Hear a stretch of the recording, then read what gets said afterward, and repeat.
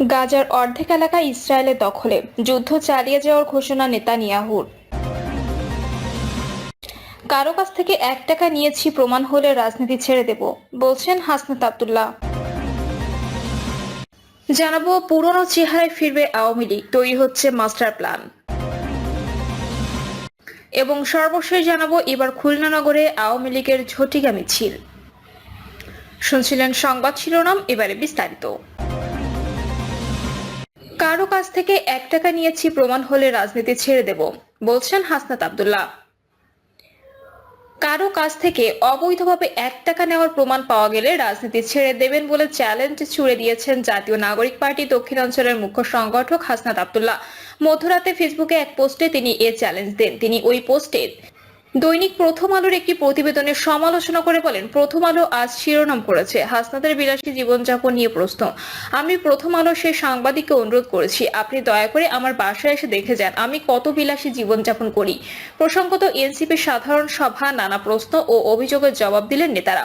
এই শিরোনামে প্রথম আলো অনলাইন একটি প্রতিবেদন পাওয়া গেছে। প্রতিবেদনটি শেষে একটি সংশোধনী যোগ করেছে গণমাধ্যমটি।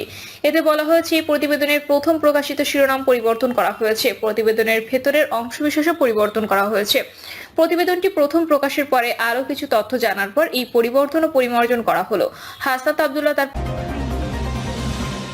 গাজার অর্ধেক এলাকা ইসরায়েলের দখলে, যুদ্ধ চালিয়ে যাওয়ার ঘোষণা নেতানিয়াহুর।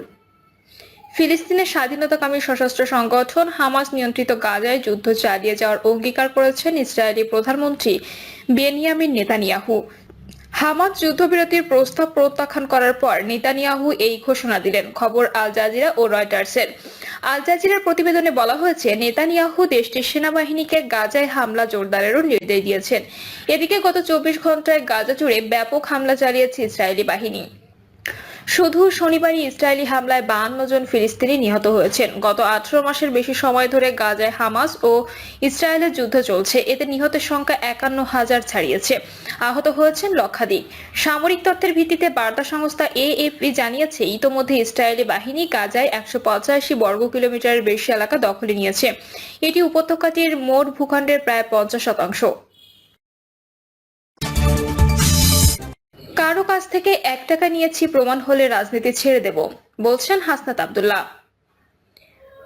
কারো কাছ থেকে অবৈধভাবে 1 টাকা নেওয়ার প্রমাণ পাওয়া গেলে রাজনীতি ছেড়ে দেবেন বলে চ্যালেঞ্জ ছুড়ে দিয়েছেন জাতীয় নাগরিক পার্টি দক্ষিণাঞ্চলের মুখ্য সংগঠক হাসনাত আব্দুল্লাহ। মধ্যরাতে ফেসবুকে এক পোস্টে তিনি এ চ্যালেঞ্জ দেন। তিনি ওই পোস্টে দৈনিক প্রথম আলোর একটি পুরনো চেহারায় ফিরবে আওয়ামী লীগ, তৈরি হচ্ছে মাস্টার প্ল্যান।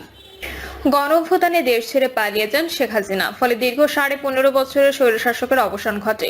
হাজারো শহীদের রক্তের ওপর দাঁড়িয়ে ফের বড় ফ্যাসিস্ট হয়ে ফিরে আসার জানান দিচ্ছে আওয়ামী লীগ।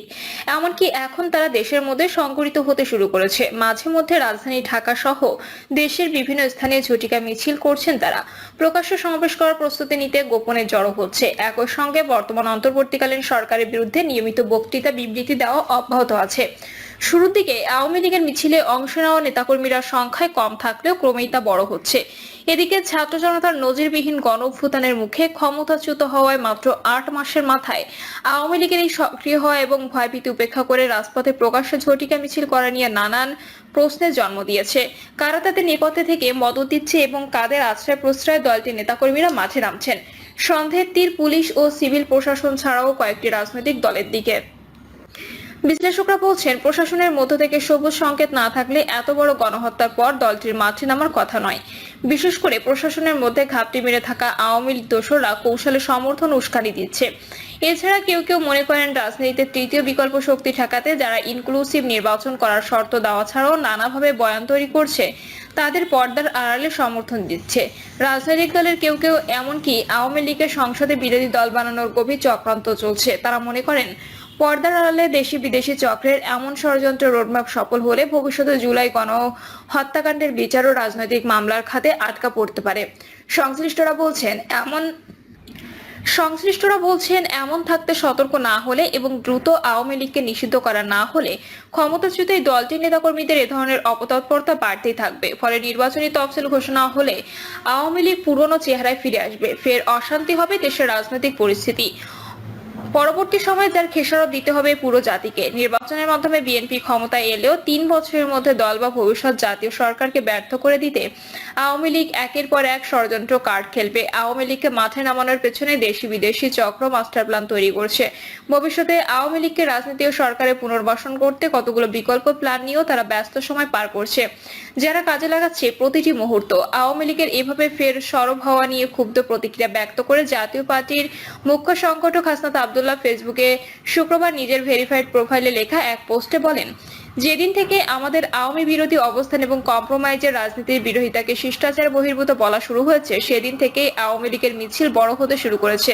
তিনি আরো লেখেন, যারা কম্প্রোমাইজের রাজনীতি করছেন তাদের সতর্ক করছি, অতি শিগগিরই আওয়ামী লীগ নিয়ে সিদ্ধান্তে আসুন, না হলে আপনারা করবেন কম্প্রোমাইজের রাজনীতি আর আমি করব শিষ্টাচার বহির্ভূত আচরণ। আমি শিষ্টাচার বহির্ভূত আচরণ শুরু করলে নিতে পারবেন না, সাবধান হয়ে যান।